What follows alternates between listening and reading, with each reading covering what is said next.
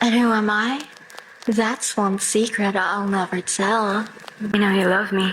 XOXO. Comment girl.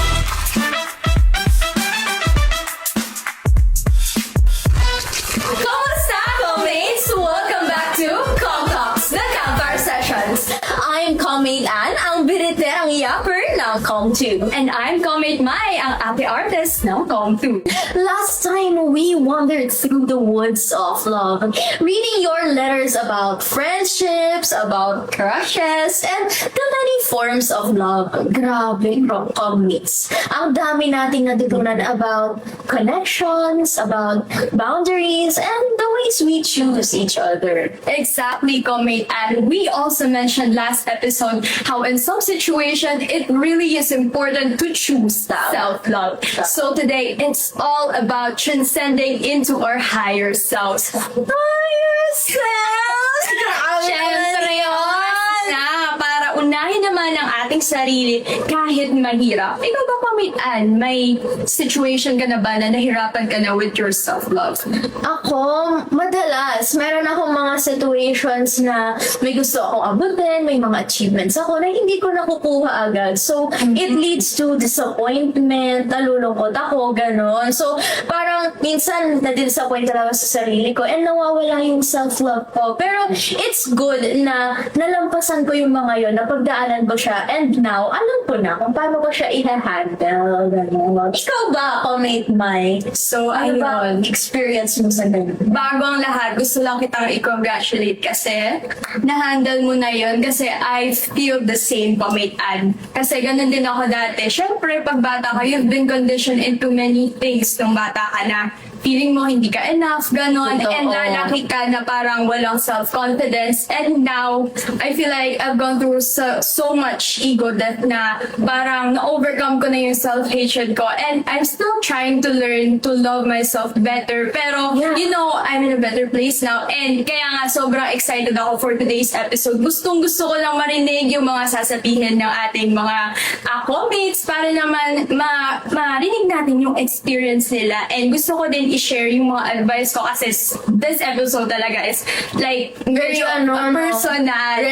related talaga. Yeah, iba talaga tong episode na to. Kaya naman, wag na nating patagalin pa. Sa episode na to, let's dive into the letters you shared with us about self-discovery, about healing, and prioritizing your own well-being. Maghanda na rin tayo, co-mates, for honest reflections and gentle advice lang naman. Ayan. So, ready na ba kayo, co-mates? Kasi ako ready na ako. Kaya, this is your story, your voice, and your community! Grabe. So, sino na mauna sa atin? Ako na. Okay. Kanina pa ako gustong nakita ko. Parang ako naman, uunahan ko na yung Ayan. thread natin dito. So, sabi ni Comate, sabi niya, hello CAG Comates. I'm currently in the process of healing, but it feels so slow and messy. Some days, I feel okay, and then I don't. Is this normal or am I doing something wrong? From Patronus Charm. Ikaw, co-mate Mai, ano ba yung masasabi mo dyan? Ako, I feel like self-love is a process talaga. Feeling ko, perspective ko sa buhay, we'll never figure it out. Hindi tayo dadating sa buhay. Kapag dumating ka na sa buhay na parang sabi mo na, okay, alam ko na to, confident na ako, kaya ko na to. Tsaka ka, bibigyan ni universe or ni God na hindi mo pa alam. Challenge. Kasi you have a challenge. Kasi how will you move forward with life kung walang challenges, kung hindi ka susubukin, and how would you even know yourself? So, gusto ko lang sabihin dito kay Commate na, kasi sabi niya, I feel so slow and messy, and that's the point of life. Be messy, be slow, kasi isa lang sabi ko, being messy is slow is the new hot thing, na parang, di ba? Na parang slow down with your life. Yan. Basta yung na-enjoy mo, nakikita mo yung progress mo, na-appreciate mo yung mga ginagawa mo. Tsaka gusto ko sabihin kay Sender, ito yung lagi ko quote na tinitake in mind, yung it is healing and life is a process. So, yung mga process na yan, hindi naman pwede na yung process natin straight lang siya, straight time or stagnant lang siya because sa life meron talagang pataas, merong pababa. So, there are days na sobrang lakas natin. Di ba?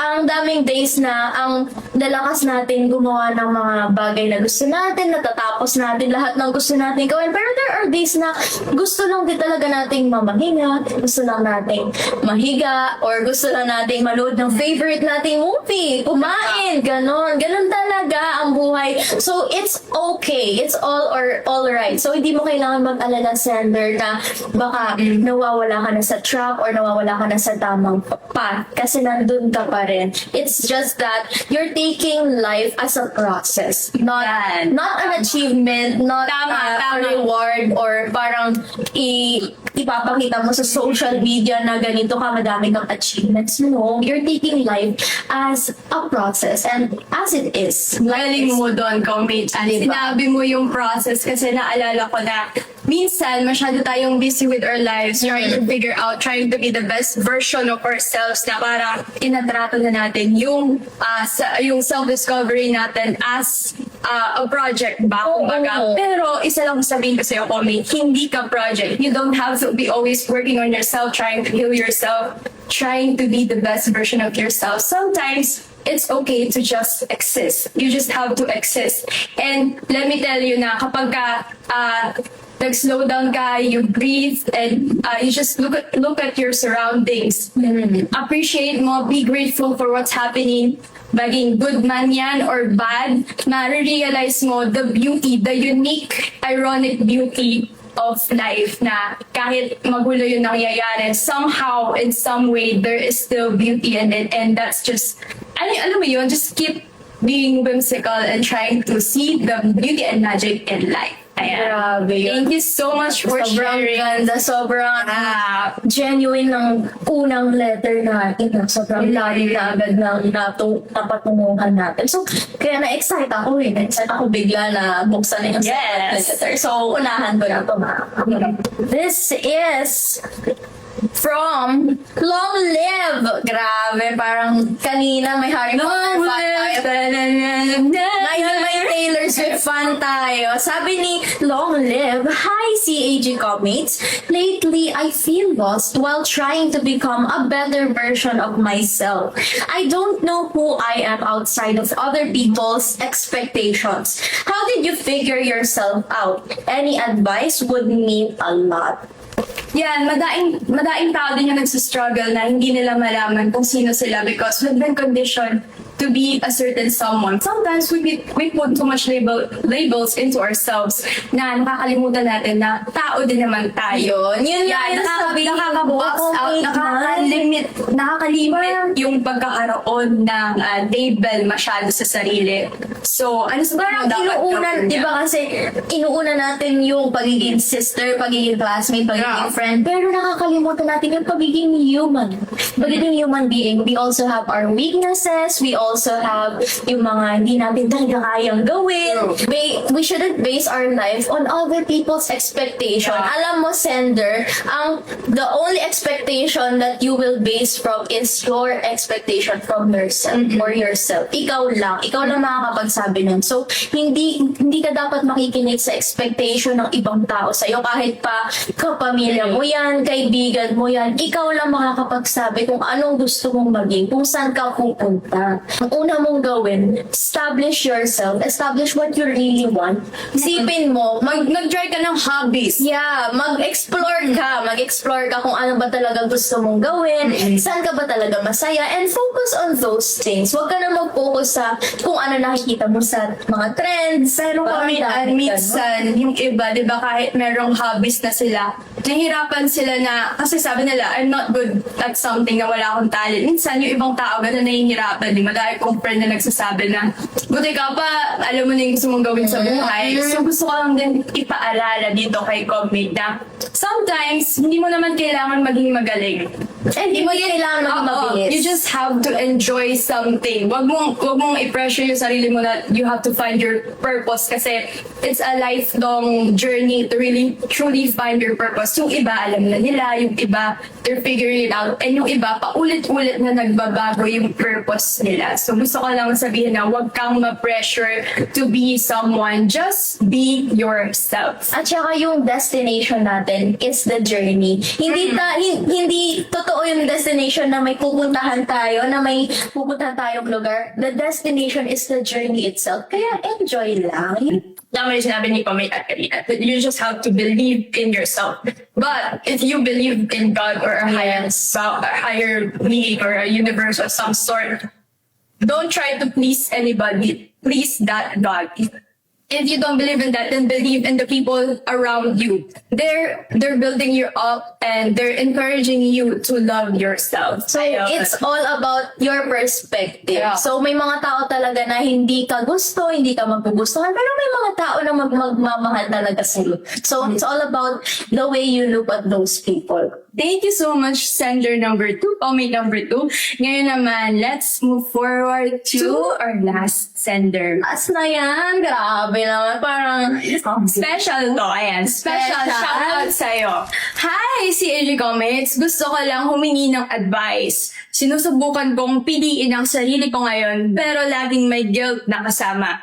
Paano nyo nalaman na tama na yung pagbitaw at pag-move forward? Gusto kong mag-grow without feeling na masama akong tao. Alam mo, that's a matter of forgiving. Yeah, bring it yourself.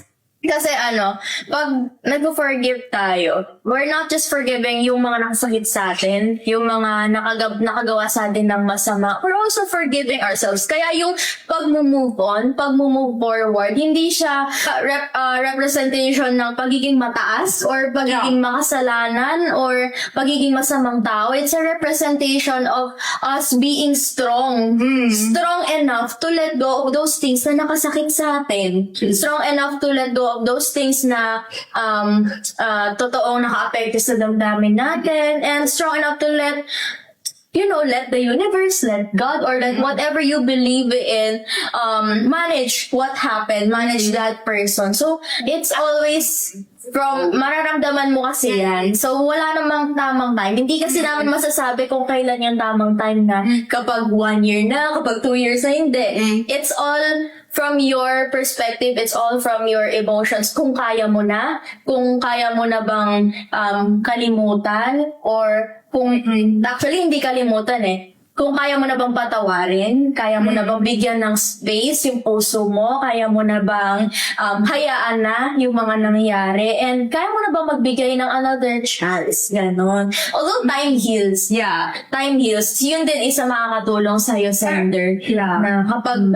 wag mo na lang masyadong isipin kasi through time, hindi mo mapapansin na patawad mo na pala yung tao. Hindi ka na pala galit. Hindi ka na pala So, that's not a bad thing. That's actually a good thing. Kasi, naglalagay ka ng peace of mind sa sarili mo. Ganon. Kasi eto, actually, yung initiative ni Commate na magsabi na gusto niya nang mag-move forward. Paano daw niya malalaman na tama na magbitaw and time to move forward na? Actually, you sending this letter is already a sign na it's time to move forward. Time na para let go of the things that no longer serves you, of the people that doesn't benefit you, that doesn't contribute to the energy, that doesn't contribute to you being transcending into your higher self, transcending into a more beautiful, kinder, empathetic, loving, good friend. Grabe, ang dami. Grabe! Ang dami adjective yun, ha? Ayun, so, may yan yung mga sign na pagka feel mo na stuck ka na hindi mo na alam kung saan ka pumunta, that's actually the first sign. You seeking for guidance, that's the very sign na it's a sign. I'm giving you permission, even though I'm not entitled to give you permission. Nobody's entitled to give you any permission. You just have to do it with yourself. Grabe, nag-rap ako dito. Beatbox ka! Anyway, next kasi siya kay sender. Sender, you know what? I don't know you, but I'm sending love through the camera. Sender, ganito na lang. Yeah. Ang dami kasing gusto sabihin ni Ate May, tawagan mo na. Email mo na lang yung reply mo. Ganon. Ayun. Anyway, Commit, just love yourself. Love yourself. Actually, parang, Just do it. Let go of the things na doesn't benefit you. Trust me, it will get better. Even if you feel like a hypocrite, even if you feel like you're messing up, you hate yourself, doesn't matter. Love yourself. Fake it. Even if you hate yourself, fake it. Fake it yourself. till you yeah, make fake it. it till you make it. Magpanggap ka na mahal mo yung sarili mo and eventually you'll love yourself. Trust me. actually, That's key. yung sinabi mo, love yourself. Di ba kung i-connect natin siya dun sa last episode natin, yan din yung pinag-reflectan natin, love Tama. yourself. Kasi ganun siya ka-importante, guys. Kahit anong pinag-usapan natin love, ang pinaka-importanting love is your love for yourself. Kaya, Real. kung ako, ang reflection ko ngayon ay sa lahat ng gagawin natin, sa lahat ng patutunguhan natin, and sa lahat ng gusto nating i-achieve, ang una nating i-achieve is yung Self-love. self-love. Kasi doon talaga siya magsisimula lahat eh. Kapag, for example, meron kang pangarap, tapos nakafocus ka dun sa pangarap mo na yun, gusto mo siya i-achieve, kaso wala kang self-love eh. So, papagurin mo yung sarili mo, magbubuyat ka, hindi ka matutulog, hindi ka kakain, ganun, magkakasakit ka. Magkakasakit ka, di ba? Comment, May. Kaya, wag nating ugaliin yun. Unahin natin yung self-love. Gumising tayo ng maaga, tapos kumain tayo. Saka tayo gumawa. Saka tayo mag-focus sa mga gawain natin. Those small steps are self-love and makakatulong talaga siya.